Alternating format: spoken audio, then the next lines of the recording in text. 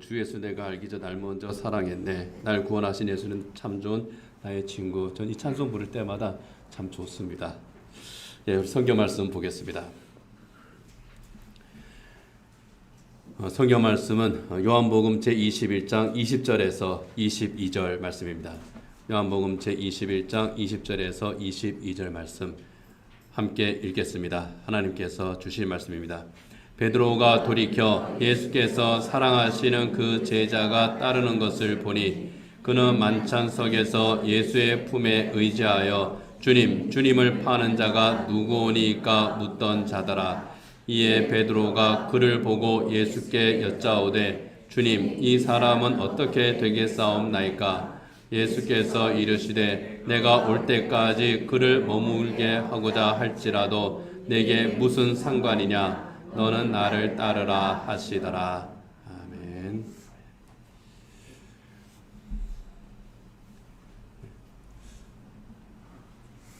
내 손에 있을 때에는 그게 소중하다 생각하지 못하고 내 손에서 그것이 나갔을 때 비로소 참 소중하다 하는 것을 깨닫는 것이 인간의 어리석음인 것 같습니다.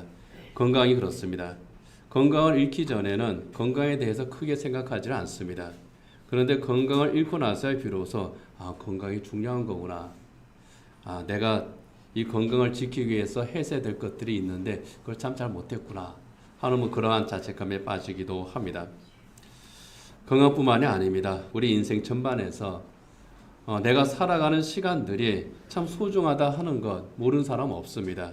그렇지만은 이 시간들이 정말 내게 얼마 남지 않았다는 것을 알게 되었을 때, 죽음이 눈앞에 왔을 때 비로소 지나간 시간들에 대한 후회, 그리고 남은 시간들에 대한 정말 그 안타까움, 이러한 것들을 생각하게 되는 것이 인간인 것 같습니다. 카네기 멜론 대학이라고 있습니다. 거기에 교수였던 랜디 포시라고 하는 사람이 췌장암에 걸렸습니다. 이 췌장암은 발견했다고 하면 늦은 암 중에 하나가 췌장암이라고 그래요. 말기가 됐습니다. 6개월 시한부 선고를 받았습니다. 내게 남은 시간이 6개월밖에 안 남은 30대 초반이었을 겁니다. 이 사람 나이가요.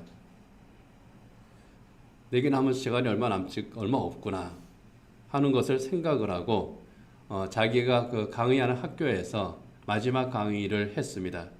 그것들을 모은 학교에서도 강의하고 동영상도 이제 올리고 하면서 마지막 수업이라고 하는 책을 이제 다른 사람이 펴냈습니다. 시간은 당신이 가진 전부다. 그리고 당신은 언젠가 생각보다 시간이 얼마 남지 않았다는 띄워주세요. 시간은 당신이 가진 전부다. 그리고 당신은 언젠가 생각보다 시간이 얼마 남지 않았다는 것을 알게 될 것이다.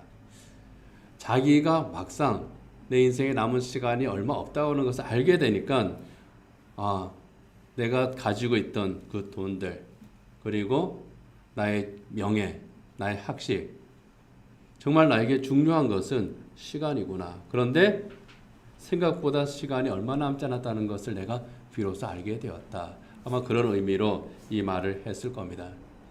후회 가운데에서 제자들에게 남긴 그런 말입니다. 그가 쓴 책에 보면은 그 책에 보면은 자기가 마트에서 경험한, 그러니까 자기가 병에 걸리고 나서 경험한 이야기입니다. 마트에서 물건을 샀어요. 돌아오면서 영수증을 보니까 영수증이 잘못 찍혔습니다. 이중 계산을 한 겁니다. 계산을 해보니까 한 2만 원 정도 더 냈어요. 어떻게 해야 됩니까? 당장 달려가서 환불 받아야죠. 그런데 고민했다 그럽니다. 내가 돌아가서 환불을 받을 것인가, 아니면 내가 그냥 갈 것인가. 돌아가서 환불 받는데 걸리는 시간을 계산해 보니까 15분이에요. 전 같으면 당연히 돌아가서 환불을 받습니다. 그런데 이 사람은 그냥 가는 길을 선택했답니다. 자기에게 남은 시간들을 계산해 보니까 이 15분과 2만 원, 어느 게 더 가치 있을까? 그래서 자기는 15분을 선택했다는 거예요. 나에게 남은 시간을 어떻게 사용하는 것이 정말 가치 있는 일인가? 이거를 성찰하면서 자기에게 남은 6개월의 시간을 정말 알차게 살다가 또 숨을 거둔 사람이 이 랜디 포시 교수입니다. 나에게 남은 시간이 만약 이 사람처럼 정해져 있다면 나에게 남은 그 시간에 무엇을 하겠습니까? 내가 어떻게 살아야 되겠습니까? 나에게 남은 시간이 정말 없다고 하는 것을 우리가 절감하는 그런 때들이 있습니다. 그때에 이런 이와 비슷한 생각들을 우리가 하게 되거든요. 만약 랜디 포시어 같은 그런 경우를 내가 당하게 된다면 정말 나에게 남은 시간이 얼마 없다고 하면 내 시간들을 나는 어떻게 사용할 것인가? 오늘은 예수님의 부활을 기념하는 그 부활절 지난 일주일이 된 주일입니다. 불과 일주일 전입니다. 그런데 어떻습니까? 지난 한 주간 지나면서 부활하신 주님에 대해서 우리가 생각하면서 사셨습니까?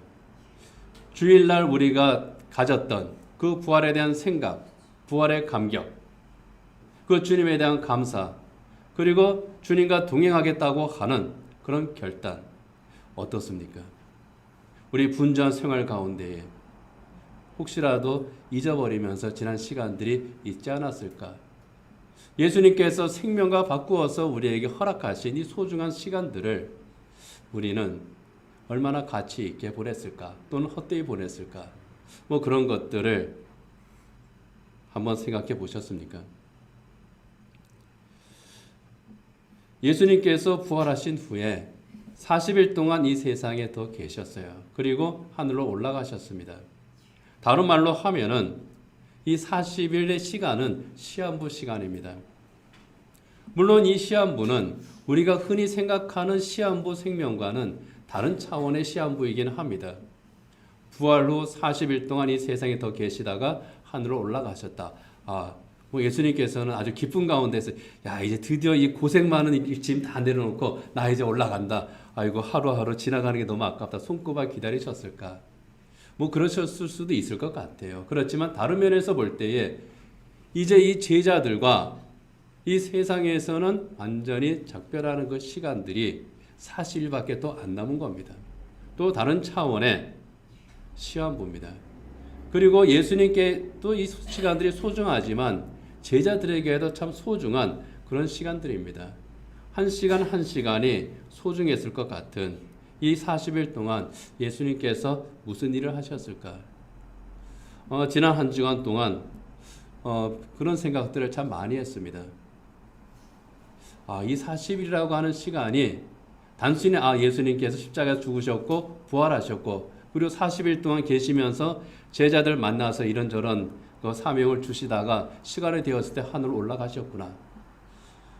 저 역시 그 정도 생각에서 크게 벗어나지 못했던 것 같아요. 그런데 예수님께서 이 40일 동안 어떤 마음으로 사람들을 만나셨을까? 그 시간들을 보내셨을까? 그러한 것을 한번 생각해 보게 됐습니다. 그래서 예수님께서 40일 동안 이 세상에서 보내신 마지막 40일 동안 정말 시간을 쪼개서 제자들을 만났을 텐데 그 중에서 예수님께서 누구를 만나셨는가? 그리고 성경에는 그 만남들 가운데서 특별한 몇몇 만남을 기록한 이유가 무엇일까? 그런 것들을 함께 생각해 보기를 원합니다. 많지는 않지만은 그 기록들이 몇 개 있거든요. 순서대로 우리 몇 개만 오늘 생각해 봅니다. 부활하신 예수님께서 제일 처음 만난 사람, 우리가 잘 아는 막달라 마리아입니다. 이 막달라 마리아는 예수님을 누구보다도 뜨겁게 사랑했던 사람 가운데 하나입니다. 예수님께서 십자가에 죽으셨을 때에 가장 슬퍼했던 사람, 가장 안타까워했던 사람, 그가 바로 막달라 마리아죠. 우리 죄를 대속하는 십자가를 지신 예수님께서 죽으신 다음에 아리마다 요셉의 무덤에 그 시신이 안치되었습니다. 그러나 그것은 어디까지나 임시장례입니다. 정식 장례가 아닙니다. 급히 치렀던 그냥 뭐라 그래야 됩니까? 임시장례가 제일 맞는 말인 것 같네요. 그냥 바로 거기에서 예수님의 시신만 어떻게 좀 부끄럽지 않게 수습을 하자. 그래서 세마포로 이렇게 감싸고 향품 적당히 바르고 그리고 무덤을 일단 안치해 놓은 겁니다. 막달라 마리아를 비롯한 여러 여성들이 안식일이 지난 다음 날, 예수님께 십자가에서 죽으신 지 사흘째 되던 날, 향품이라도 좀 발라야 되겠다. 그런 마음으로 예수의 무덤을 찾아왔습니다. 그런데 우리가 아는 것처럼 무덤은 비어 있었죠. 예수님이 부활하셨고 무덤은 비었고 천사들이 예수님의 부활을 전했지만은 정작 그 현장에 있던 그 사람들은 어땠겠습니까? 황당합니다. 이게 도대체 어떻게 된 일이냐? 어리둥절합니다. 특히 막달라 마리아는 누군가 예수님의 시신을 옮겨버렸나 보다. 도대체 그 사람이 누구냐? 울면서 예수님의 시신이 어디로 옮겨져 갔는지 찾고 있었습니다. 그때 예수님이 막달라 마리아에게 오시죠. 어찌하여 울며 누구를 너는 찾고 있느냐? 이렇게 묻습니다. 그런데 너무나도 큰 슬픔에 잠겨 있으니까 지금 내가 무엇을 하는지 모를 정도로 황망한 그러한 상태였기 때문에 이 막달라 마리아는 자기에게 말하는 분이 누구인지를 알아채지를 못합니다. 그저 동산지기인 줄로만 생각을 합니다. 그래서 예수님에게 묻습니다. 당신이 예수님의 시신을 옮겨놨다면 어디에 두었는지 나에게 좀 말해주시오. 내가 그를 모셔가겠습니다. 그렇게 호소합니다. 그 말을 들은 예수님이 마리아야 하고 부르시죠. 마리아야 하고 부른 바로 그때에 막달라 마리아가 깨닫습니다. 눈앞에 이 사람이 바로 부활하신 예수님이구나. 요한복음 20장 16절 같이 한번 읽어보겠습니다. 예수께서 마리아야 하시거늘 마리아가 돌이켜 히브리 말로 라보니 하니. 이 라보니는 선생님 그런 뜻입니다. 마리아야 하고 부르는 그 음성을 듣고 정신이 확 드는 겁니다. 아, 예수님이구나. 정말 부활하셨구나. 부활하신 예수님께서 마리아를 부르셨고 마리아에게 예수님의 부활을 다시 한번 말씀을 하시고 내가 갈릴리에서 가서 기다린다고 하는 것을 제자들에게 전해라. 그 말을 듣고 마리아는 제자들에게 달려갑니다. 내가 부활하신 예수님을 만났습니다. 부활하신 예수님을 만나는 첫 번째 증인, 그 사람이 바로 막달라 마리아입니다. 막달라 마리아는 7 귀신 들렸던 사람이죠. 7 귀신 들렸다고 할 때에 정상적인 생활을 할 수 있던 사람은 절대로 아니었습니다. 영적으로, 정신적으로 힘든 삶을 살던 사람이 막달라 마리아였다고 하는 것을 우리는 알 수 있습니다. 그런데 이 막달라 마리아가 예수님을 만났습니다. 치유를 받았습니다. 삶이 회복되었습니다. 그 은혜가 너무나도 고마워서 막달라 마리아는 예수님의 제자들과 함께 다녔습니다. 그리고 골고다 언덕의 십자가 바로 그 곁에서 그 자리를 지켰던 그런 여성이 바로 막달라 마리아였습니다. 누구보다도 예수님을 사랑했고 누구보다도 예수님을 존경했던 막달라 마리아였기 때문에 큰 슬픔과 상실감에 빠져 있었을 겁니다. 이런 막달라 마리아였기 때문에 부활하신 예수님을 만난 그 감격이 얼마나 컸을지 우린 짐작할 수 있습니다. 부활하신 예수님을 만남으로 낙심했던 막달라 마리아, 그 막달라 마리아의 그 심령이 회복됩니다. 부활하신 예수님을 만날 때에 그 상한 심령이 회복된 증거가 막달라 마리아죠. 또 한 사람이 예수님을 만납니다. 도마입니다. 이 도마는 제자들 가운데에서 부활하신 예수님을 가장 늦게 만난 사람입니다. 부활하신 예수님이 제자들이 있는 곳에 찾아오셨을 때에 그때 그 자리에 마침 도마가 없었습니다.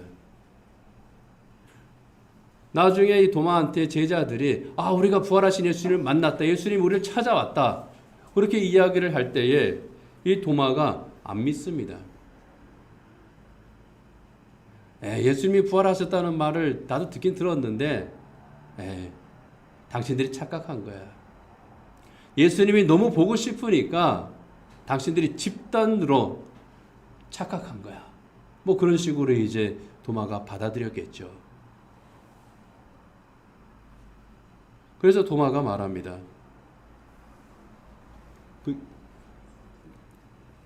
PPT 내가 해놨네. 같이 한번 읽어보겠습니다. 요한복음 20장 25절 같이 한번 읽어보겠습니다. 다른 제자들이 그에게 이르되 우리가 주를 보았노라 하니 도마가 이르되 내가 그의 손에 못자국을 보며 내 손가락을 그 못자국에 넣으며 내 손을 그 옆구리에 넣어보지 않고는 믿지 아니하겠노라 하니라. 내가 만져보지 않고는 내가 직접 확인하지 않고는 나 못 믿겠다. 너희들 예수님 손 만져봤어? 예수님 옆구리에 손 넣어봤어? 확인해봤어? 그런 겁니다. 우리가 그 자리에 있진 않았지만 도마가 이렇게 말했다고 한 것은요, 제자들이 우리가 확인은 못했어 그랬을 것 같아요. 예수님 우리가 만나긴 만났는데 감히 우리가 예수님 손 만지고 예수님 옆구리에 손 놓고 야 우리가 거기까지는 생각 못했다. 그걸 보면 이 도마가 의심만 많은 게 아니라 굉장히 그 합리적인 그런 사람이었지 않을까 뭐 그런 생각도 들게 합니다. 이성적으로 생각하면은요 도마의 반응은 당연합니다. 봐야 믿죠. 보기만 해서 되겠습니까? 확인을 해봐야죠. 만져보고 진짜 못자국이 맞나 한번 보고 옆구리에 창이 찔린 자국이 맞나 보고 각도가 몇 도인지 그것도 한번 내가 재보고 그래야 믿죠. 현실적으로 도마의 반응은 당연합니다. 제자들이 할 말이 없었을 거예요. 그리고 한 8일쯤 지났습니다. 마침 그때는 도마와 제자들이 모두 함께 있었습니다. 그 자리에 부활하신 예수님이 다시 찾아오십니다. 다시 찾아오신 예수님께서 도마한테 말씀하십니다. 요한복음 20장 27절 같이 한번 읽겠습니다. 도마에게 이르시되 내 손가락을 이리 내밀어 내 손을 보고 내 손을 내밀어 내 옆구리에 넣어보라. 그리하여 믿음 없는 자가 되지 말고 믿는 자가 되라. 아멘. 예수님도 좀 뒤끝이 있는 그런 분일 것 같아요. 도마가 했던 말 그대로 되돌려 주시잖아요. 야 너가 만져보고 넣어보고 그래야 믿는다 그랬지. 한번 만져보고 넣어봐. 그러시는 겁니다. 그 말 그대로 예수님께서 돌려주시면서 믿음 없는 자가 되지 말고 믿는 자가 되라. 매사 그렇게 확인하려고 하지 말고 정말 내가 너희에게 했던 그 말 기억하고 믿음 없는 자가 되지 말고 믿는 자가 되라. 실제로 도마가 예수님의 손을 만지고 옆구리에 손을 넣어서 확인했을까? 뭐 그건 모르겠어요. 감히 그랬을 것 같지는 않은데 도마는 또 그럴 수 있는 사람일 것 같기도 해요. 근데 확인했든지 안 했든지 간에 그 다음 장면이 중요합니다. 요한복음 20장 28절 같이 한번 읽겠습니다. 도마가 대답하여 이르되 나의 주님이시오 나의 하나님이시니이다. 나의 주님이시오 나의 하나님이십니다. 가이사랴 빌립보 가는 길에서 베드로가 했던 신앙 고백과 같은 겁니다. 주는 그리스도시요 살아계신 하나님의 아들이십니다. 나의 주님이시오 나의 하나님이십니다.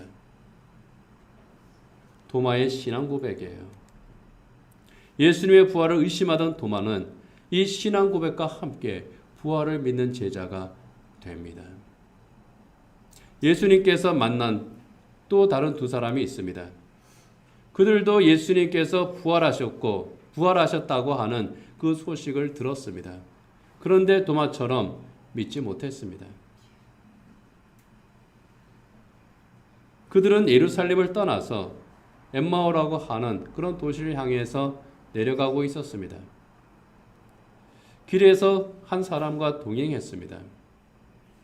그런데 그 사람이 이 두 사람에게 묻습니다.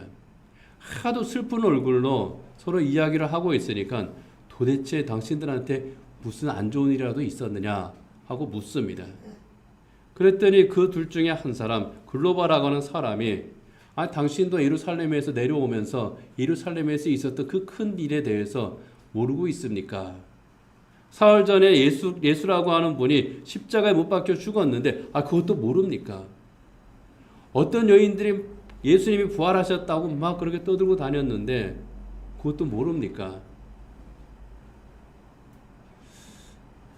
부활하셨다고는 하는데 사실 우리도 잘 모르겠습니다.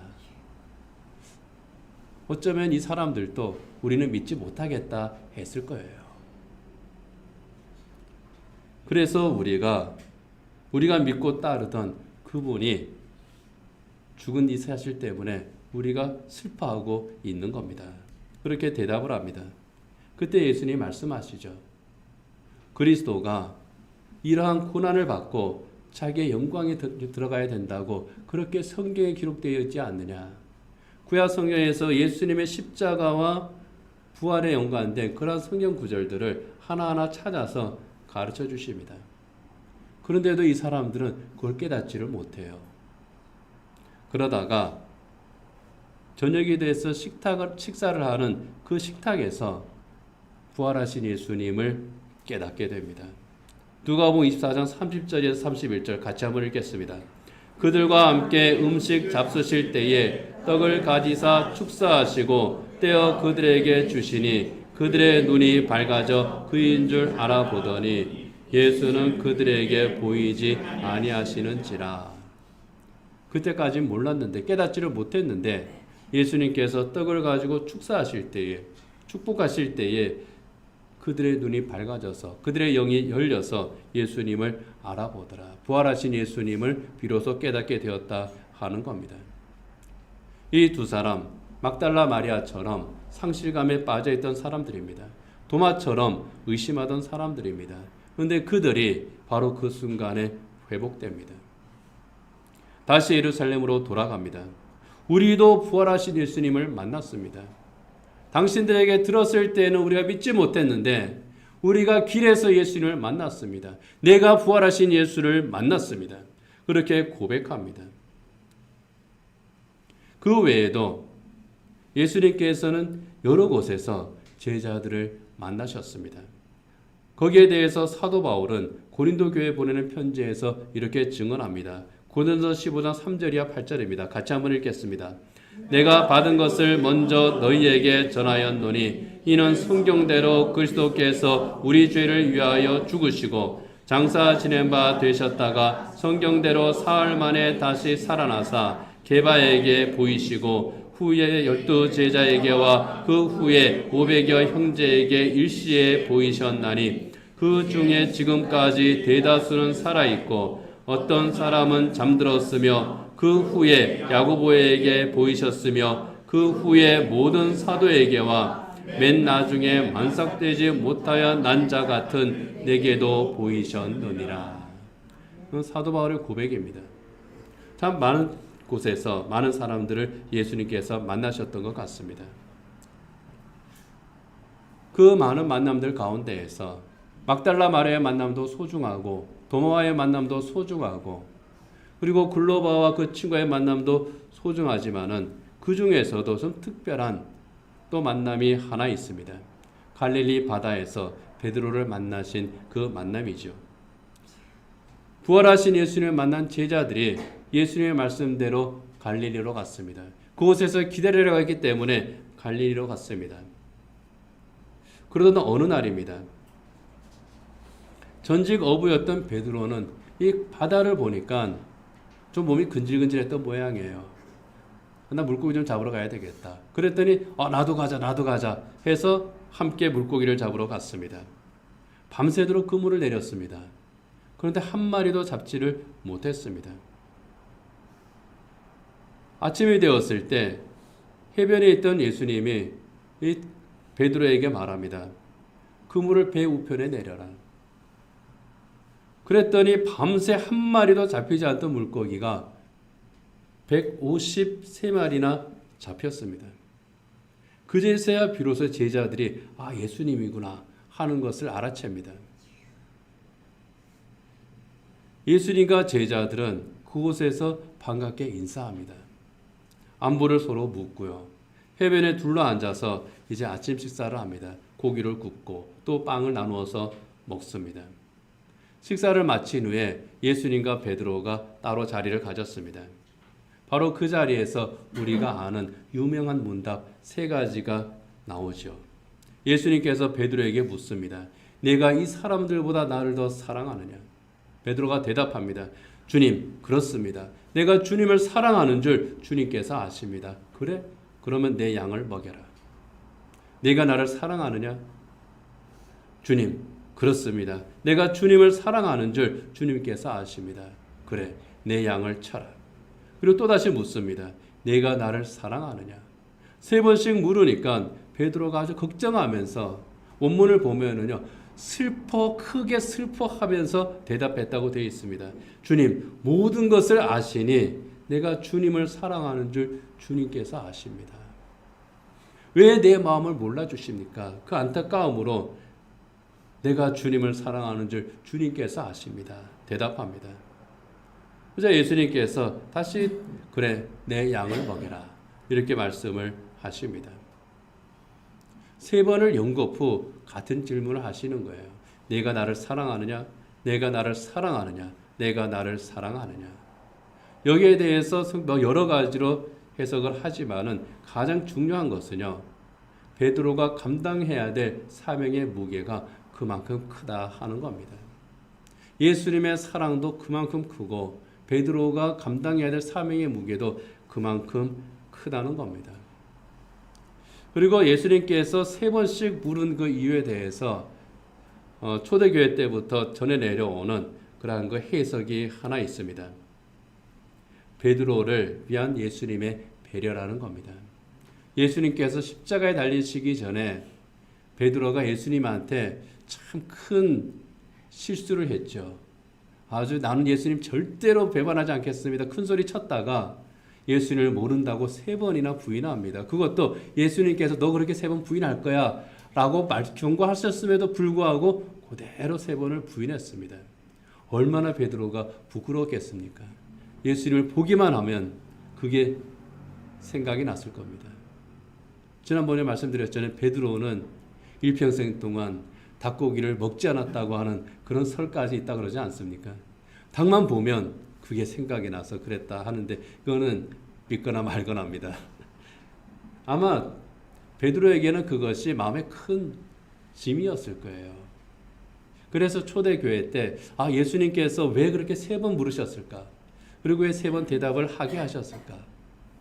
그것은 한 번 대답할 때마다 베드로를 예수님께서 용서하시는, 그리고 베드로의 마음을 풀어주시는 그런 의미가 있지 않았을까? 베드로의 상한 심령을 치유하기 위한 예수님의 배려였다는 겁니다. 그래서 이 3번의 문답을 통해서 베드로가 회복되는 그러한 그 부수적인 치유의 효과도 같이 있었다 하는 거죠. 부활하신 예수님께서 만난 그 사람들, 우리가 몇 사람을 지금 생각해 보았습니다. 이들에게 공통점이 있습니다. 바로 회복의 은총입니다.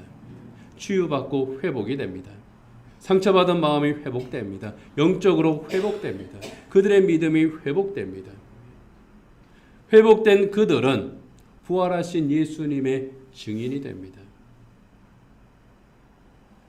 이것이 시간을 쪼개서 우리 예수님께서 그들을 만나신 이유입니다.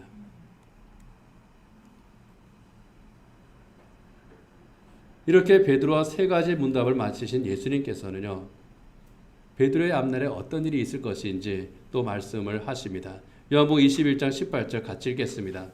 내가 진실로 진실로 내게 이르노니 내가 젊어서는 스스로 띠띠고 원하는 곳으로 다녔거니와 늙어서는 내 팔을 벌리리니 남이 내게 띠띠우고 원하지 아니하는 곳으로 데려가리라. 아멘. 베드로가 순교하게 될 것에 대한 예수님의 예언입니다. 이 십자가와 부활의 복음을 전하다가 로마에서 순교할 베드로입니다. 거기에 대해서 예수님께서 예언하시는 거예요. 앞으로 내가 어떠한 길을 걸어가게 될 것이다 말씀을 하십니다. 이 말씀을 하신 후에 나를 따르라 그렇게 말씀을 또 하십니다. 베드로에게 사명을 주시는 거죠. 나를 따르라. 바로 그때 사도 요한이 또 뒤따라왔던 모양입니다. 베드로가 사도 요한을 보고 예수님께 말합니다. 주님, 이 사람은 어떻게 되겠습니까? 나는 남이 나에게 띠띠우고 원하지 않은 곳으로 데려간다고 하셨는데 요한 쟤는 어떻게 되겠습니까? 궁금한 겁니다. 내가 가야 할 길은 이 길인데 저 친구 갈 길은 어떤 길입니까? 예수님에게 묻는 거죠. 그때 예수님이 베드로에게 이렇게 대답하십니다. 같이 한번 읽겠습니다. 예수께서 이르시되 내가 올 때까지 그를 머물게 하고자 할지라도 내게 무슨 상관이냐? 너는 나를 따르라 하시니라. 내가 올 때까지 그를 머물게 하고자 할지라도 너에게 무슨 상관이냐? 너하고는 상관이 없는 일 아니냐? 이 요한이 어떤 삶을 살게 되더라도 그것이 너와 직접 관계가 있는 것은 아니다. 그가 갈 길은 따로 내가 그에게 줄 것이고 너는 너가 갈 길을 가면 되는 거야. 너는 나를 따르라. 베드로와 요한 모두 복음을 증언하는 증인의 삶을 살지만은 베드로가 가는 길과 요한이 가는 길 다르다는 겁니다. 삶의 목적과 방향은 같습니다. 그러나 그 방식은 서로 다르다는 겁니다. 베드로의 방식이 다르고 요한의 방식이 다릅니다. 존중하라는 겁니다. 그러니 너는 너의 길을 어떻게 갈 것이냐? 너의 삶을 어떻게 살 것이냐? 이것을 생각해라. 이 예수님의 말씀이에요. 실제로 베드로는 순교합니다. 그러나 사도 요한은 순교하지는 않습니다. 사도들 가운데에서 가장 오래 살아요. 모든 사도가 다 순교하는데 이 사도 요한은 죽지는 않습니다. 자연사하지는 않습니다. 순교하지 않고 자연사합니다. 밤모섬에 유배되어 갔다가 그곳에서 이제 인간적인 그런 그 수명을 다하는 거죠. 서로 다른 길을 겁니다. 여러분, 예수님께서 가신 길 다릅니다. 베드로가 간 길 다릅니다. 요한이 간 길 다릅니다. 우리가 가는 길도 다릅니다. 우리가 살아가는 삶의 방식 서로 다릅니다. 그렇지만은 그 길의 목적지와 방향은 같습니다. 이게 중요한 겁니다. 여기 앉아서 예배하는 우리 모두가 다 다릅니다. 그런데 예수님께서는 너희들의 목적지와 방향은 똑같다. 그렇기 때문에 목적지와 방향이 같기 때문에 너희들은 하나야. 그리고 서로 존중해. 그러시는 겁니다. 빌립보서 3장 13절이야 14절 같이 한번 읽겠습니다. 형제들아 나는 아직 내가 잡은 줄로 여기지 아니하고 오직 한 일, 즉 뒤에 있는 것은 잊어버리고 앞에 있는 것을 잡으려고 표대를 향하여 그리스도 예수 안에서 하나님이 위에서 부르신 부름의 상을 위하여 달려가노라. 베드로는 베드로의 길을 갑니다. 요한은 요한의 길을 갑니다. 바울은 바울의 길을 갔습니다. 그렇지만 그들의 표대는 어떻습니까? 같습니다. 모두 예수님을 따르는 사람들이었습니다. 부활하신 예수님께서 마지막 40일 동안 하신 일이 바로 이겁니다. 예수님께서 만나시는 그 사람들, 서로 다른 사람들입니다. 서로 다른 삶의 정황에 있는 사람들입니다. 예수님을 만나기 전에 서로 다른 인생길을 걸었던 사람들입니다. 막달라 마리아의 삶과 베드로의 삶과 그리고 사도 바울의 삶, 서로 다른 삶이었습니다. 그러나 그들이 예수님을 만났을 때에 그들의 삶이 합쳐집니다. 그들이 살아온 그 길은 여전히 다릅니다. 그러나 그들의 목적지와 그들의 방향이 달라집니다. 하나로 수렴이 되는 겁니다. 바로 그 일 때문에 예수님께서 40일 동안 이 사람들을 만나신 겁니다. 그것이 가장 귀한 일이었고 가장 소중한 일이었기 때문입니다. 부활하신 예수님을 만났을 때 그들의 삶이 새롭게 시작됩니다. 그들은 주님의 십자가와 부활을 증언하는 증인의 삶을 삽니다. 어디에서요? 자기 삶의 자리에서 삽니다. 자기의 방식대로 증언하는 삶을 삽니다. 신약 성경에 나오지는 않지만은 막달라 마리아는 초대 교회에서 사도와 같은 권위를 가지고 교회에 봉사를 했다고 합니다. 그리고 사도 바울은 서쪽을 향해서 복음을 전했습니다. 지금의 터키 지방으로 가서 그리고 그곳에서 다시 서쪽으로 쭉 가서 그리스, 로마에 이르기까지 사도 바울은 서쪽을 향해서 복음을 전했습니다. 도마는요, 동쪽으로 가서 복음을 전했습니다. 지금의 이란을 지나서 저기 인도에까지 복음을 전한 사람이 도마입니다. 사도 요한은 또 북아프리카 쪽으로 가죠. 그렇게 서로 다른 방향으로 나가서 복음을 전하지만은 그 복음이 향하는 끝은 동일했습니다.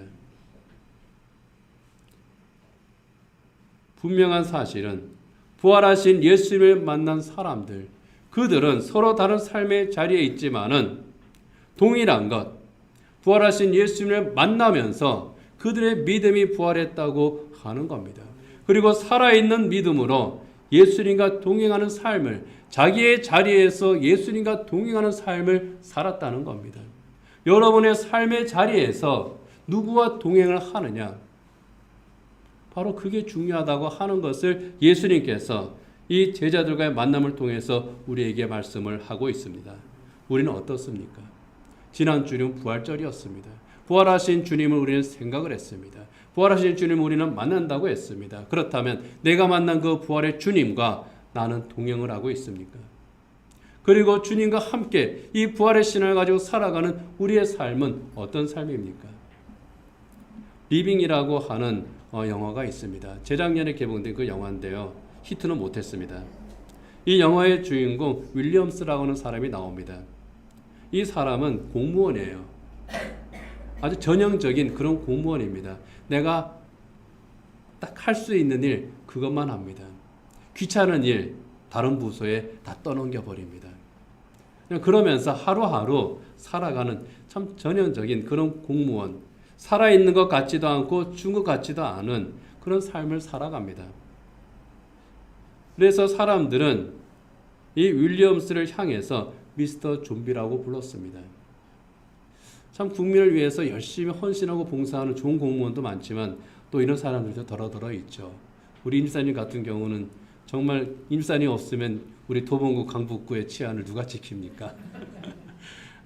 자기 일에 정말 잘 이렇게 감당하고 있는 공무원도 있지만 이 사람은 미스터 좀비입니다. 그냥 숨만 쉬는 공무원. 그런데 이 사람이 병원에 갔다가 6개월을 작가들은 참 좋아하는 것 같아요. 6개월 시한부 인생 선고를 받습니다. 충격을 받습니다. 직장에 휴가를 내고 무작정 여행을 떠납니다. 맨날 집, 직장 이렇게 왔다 갔다 하던 사람이 내가 이제 6개월밖에 안 남았어? 충격을 받고 내가 어떻게 살아야 되지? 그러다가 그냥 여행을 떠나는 겁니다. 여행지에서 만난 한 사람이 이 사람이 이런 말을 합니다. 내 사정을 이제 다 듣고 났어요. 조금만 살아보세요. 그렇게 권고를 할 때에 이렇게 대답합니다. 난 사는 방법을 몰라. 나는 사는 방법을 몰라. 지금까지 자기가 일정한 루틴을 가지고 살아왔고 나름대로 원칙을 가지고 살아왔는데 막상 나에게 남은 시간이 얼마 없어? 내가 어떻게 살아왔지? 어떻게 살아야지? 생각을 해보니까 나는 사는 방법을 모르겠네. 이 사람이 다시 직장으로 돌아왔습니다. 자기가 전에 하지 않았던 그런 여러 가지 일들을 합니다. 자기가 전에는 귀찮아서 하지 않았던 거, 내 일이 아니어서 하지 않았던 그런 일들을 이제 합니다. 이 사람이 마지막으로 한 일이 하나 이제 있습니다. 폐허가 된 공터에 어린 놀이터를 짓는 일입니다. 주민들이 와서 민원을 넣었어요. 시에서는 그걸 허락을 안 해줍니다. 돈 되는 게 아니니까, 표나는 게 아니니까 허락을 안 해줘요. 전 같으면 이 사람 귀찮아서 절대로 안 합니다. 그런데 무슨 마음인지 막 열심을 냅니다. 담당 공무원들을 찾아가고 시장하고도 담판을 짓고 마침내 어린 놀이터를 완공합니다. 그리고 죽어요. 그런데 미스터 좀비라고 하는 그 별명처럼 살던 사람이 살아있지만 죽은 것과 다름없던 그런 삶을 살던 바로 그 윌리엄스가 그 시간 동안 오히려 산자의 삶을 살았던 겁니다. 그의 동료들이 그거를 증언합니다. 그리고 이제 영화가 끝나요. 이 영화를 보면서 느끼게 되는 것이 바로 그런 대목입니다. 이 사람이 진정으로 살아있는 자의 삶을 산 시간은 얼마나 됐을까? 언제였을까? 정말 역설적이게도 시한부 선고를 받고 난 그 짧은 시간들이 이 사람이 진정으로 살아있던 시간들이었고, 그 전의 시간들은 미스터 좀비라고 하는 그 말처럼 살아있으나 죽은 자의 삶을 살던 그 시간들이었다 하는 겁니다. 십자가 예수님이 아니었다면 우린 여전히 죄의 매인 삶을 살았을 겁니다. 살아있으나 죽은 자와 같은 그런 삶, 좀비와 같은 그런 삶을 우리가 살고 있었을 겁니다. 믿음이 있지만 믿음이 없는 것과 같은 그런 삶. 분명히 산자라 이름은 가졌으나 생명이 없는 자의 그런 삶. 그러나 예수님의 십자가의 은혜로 죄와 사함의 권세로부터 우리가 해방이 되었고, 죄인이 아닌 의인이 되었고, 바로 그 증거가 부활하신 예수님으로부터 우리에게 주어졌다는 겁니다. 죄 아래에 있는 옛사람을 벗어버리고 하나님의 새 사람의 옷을 입게 하신 예수님, 정말 죽은 자가 아니라 산자가 되게 하신 바로 그 예수님, 그 예수님께서 찾아오셔서 우리를 만나시는 사건이 부활 사건입니다. 부활하신 예수님께서 이 사람들 찾아가서 만나신 것은 바로 그러한 이유인 겁니다. 하나님의 새 사람으로서 산자의 삶을 살게 하는 것, 이것이 부활하신 예수님을 만나는 바로 그 자리에서 일어나는 사건들인 겁니다. 어떤 면에서 보면은요, 사람들은 누구나 시한부 인생입니다. 육체로 사는 이 생의 마지막 날이 언제인지 그것을 아느냐 모르느냐, 그 차이일 뿐인 겁니다. 그런데 예수님을 믿어 구원을 받은 우리에게는 바로 그러한 시간들이, 어쩌면 그 시한부로 우리에게 주어진 그 시간들이 종말의 시한부, 절망의 시한부가 아니라 소망의 시한부, 새로운 생명의 시작이라고 하는 겁니다. 그래서 부활의 예수님을 만난 이들에게 있어서는 바로 그 시간들이 더욱더 소중한 겁니다. 말씀을 맺도록 하겠습니다. 부활하신 예수님을 만난 사람들은요, 예수님 안에서 새로운 삶을 시작한 사람들입니다. 부활하신 예수님께서 따라오라 하신 그 길을 주님과 함께 걸어가는 사람들입니다. 그 길은 좀비로서 살아가는 길이 아니라 새 생명을 얻은 하나님의 사람으로서 살아가는 그러한 삶의 길인 겁니다. 여러분, 부활하신 예수님을 만났던 막달라 마리아, 도마, 글로바와 그 친구 베드로, 사도 바울, 부활하신 예수님을 만나고 그들은 진정한 생명의 길을, 정말 가치 있는 그 삶의 길을 걸어갑니다. 우리도 부활하신 예수님을 만났습니다. 그렇다면 우리가 걸어가는 길은 어떤 길이어야 하겠습니까? 죽음의 길을 걷는 그런 자의 삶이 아니라 생명의 길을 걷는 자의 삶을 우리가 살아야 될 줄 압니다. 살아있는 것 같으나 죽은 자의 삶이 아니라 죽은 것처럼 보이나 살아있는 자의 삶, 약한 것처럼 보이나 정말 강한 자의 삶, 아무것도 없는 자 같으나 모든 것을 가진 자의 삶, 이것이 바로 부활하신 예수 그리스도를 만난 그리스도인의 삶입니다. 그리스도인은 이 길을, 우리에게 주어진 서로 다른 이 길을, 같은 표대를 향하여 달려갑니다. 그 길을 우리가 걸어갈 때에 좀비와 같은 죽은 믿음의 크리스찬이 아니라 부활하신 주님과 동행하는 살아있는 믿음의 크리스찬으로 우리가 함께 걸어갈 수 있기를 원합니다. 기도하겠습니다. 반주해 주시고요. 나를 위해 십자가를 지신 주님, 내 죄를 대속하신 우리 주님을 기억하시기 바랍니다. 부활하신 예수님께서 제자들을 찾아오신 것처럼 우리를 찾아오십니다. 왜 나를 찾아오셨는지, 왜 나를 구원하셨는지, 내게 무엇을 원하시는지 우리는 늘 생각해야 되겠습니다. 좀비 크리스찬이 아니라 살아있는 생명의 크리스찬, 생동하는 크리스찬이 되어야 하겠습니다.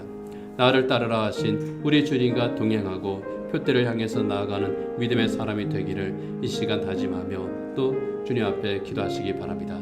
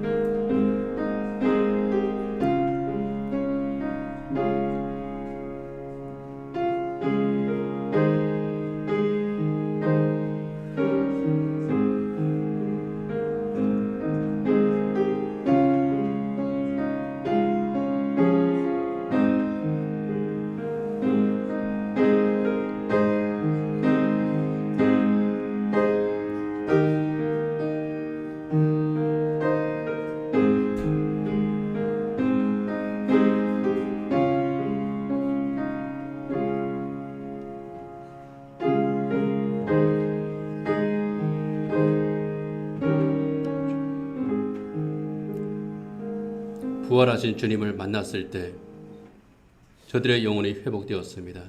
저들의 삶이 회복되었습니다. 살아있으나 죽은 자의 삶을 살던 저들이 참 생명의 삶으로 변했습니다. 회복되었습니다.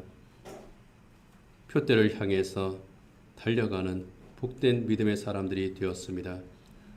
부활의 주님을 만나게 하시고 또 부활의 주님과 동행하는 가운데에 하나님의 새 사람으로 살아있는 그리스도인으로 저희들 우리의 삶의 길을 걸어갈 수 있게 하여 주시옵소서. 예수님 이름으로 기도드립니다. 아멘.